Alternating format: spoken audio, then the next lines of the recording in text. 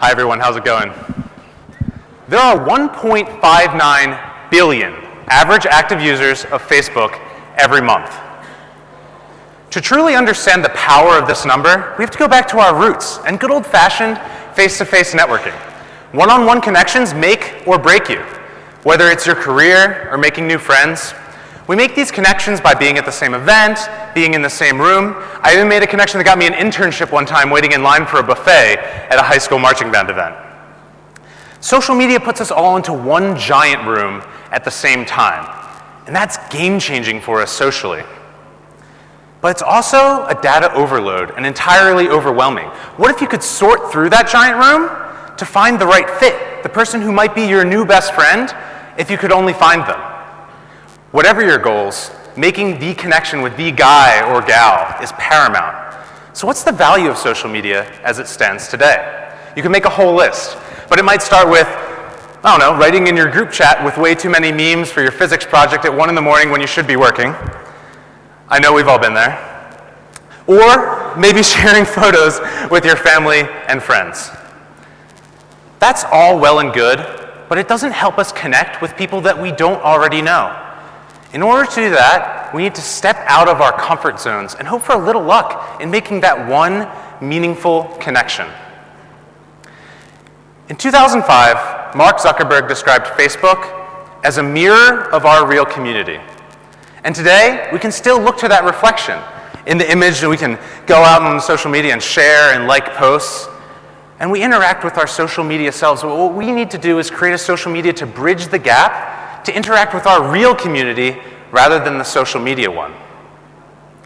I believe that we can use existing technology to fundamentally bridge the gap between cultures, languages, and borders to make a meaningful impact on our actual lives rather than just our social media selves.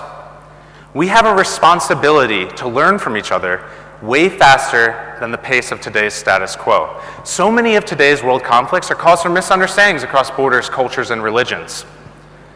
And we learn from each other by going out of our comfort zones and trying something new.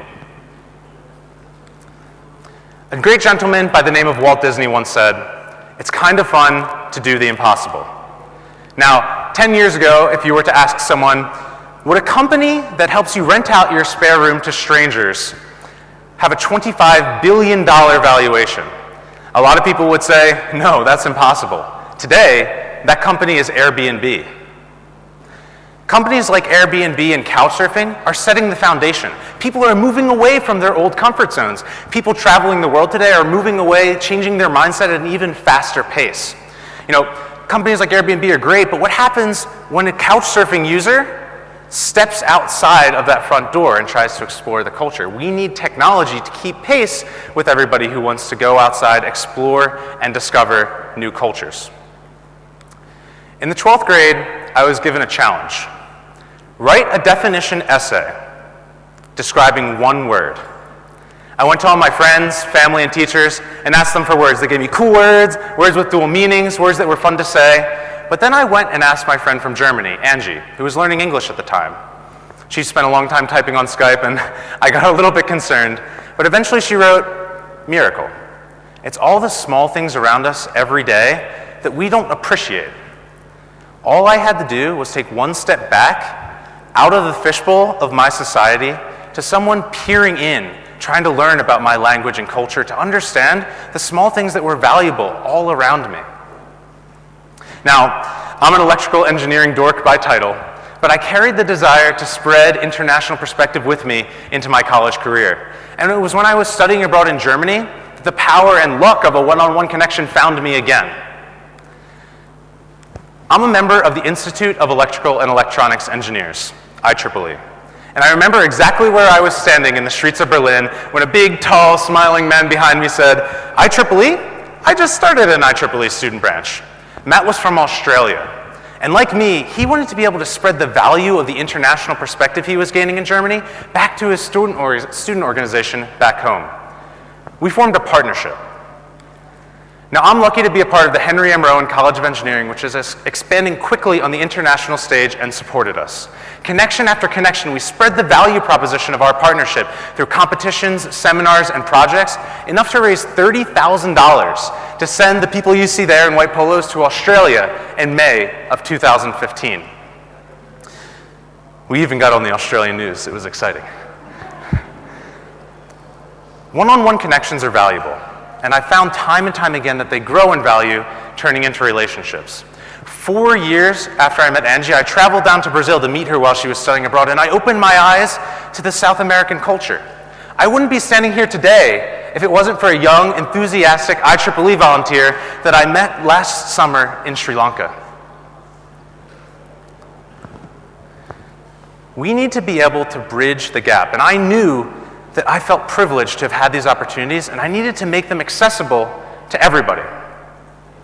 What if instead of trying to focus and spend time on finding the one connection, we focused on innovating to develop the one technology that allowed us to accelerate progress and grow and learn from each other's cultures and perspectives? I knew that I could make a change in this space in the travel industry.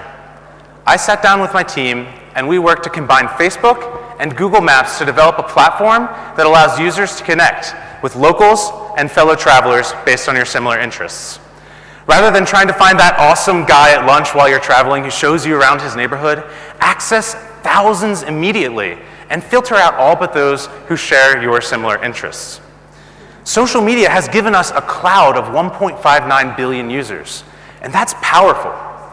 Our goal with Culture Cloud is to allow users to reach into that cloud and pull down that one valuable, meaningful connection to make a new international friend and cultivate your worldviews at the same time. When you connect with locals, you're not only meeting an awesome person, you're connecting with that local culture, learning about your surroundings. Rather than looking into a sea of people, you're now looking at the one technology that brings you those connections so that you don't have to worry about it. Maybe you can't afford to travel or it's too tough logistically. Meet a foreigner traveling through your hometown. Because after all, some of the best adventures aren't about where you are, but who you're with. Now, Culture Cloud is just one possibility. Travel is just one piece of the pie. But I knew that it was the right place to start. There are endless opportunities to combine existing technology such that we can affect change in this space. It's our generation's responsibility to mold that technology to make it so. We started with travel because we know we could reach across borders and cultures to be able to affect the change and learn a whole lot of different things. And I challenge you to take your social media self, go out and find someone that you're not already connected with.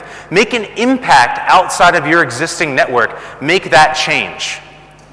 I know that today, by combining the existing technologies that are out there, chasing after the power of international perspective, and working to use that mountain of 1.59 billion opportunities out there, we can all become citizens of the world.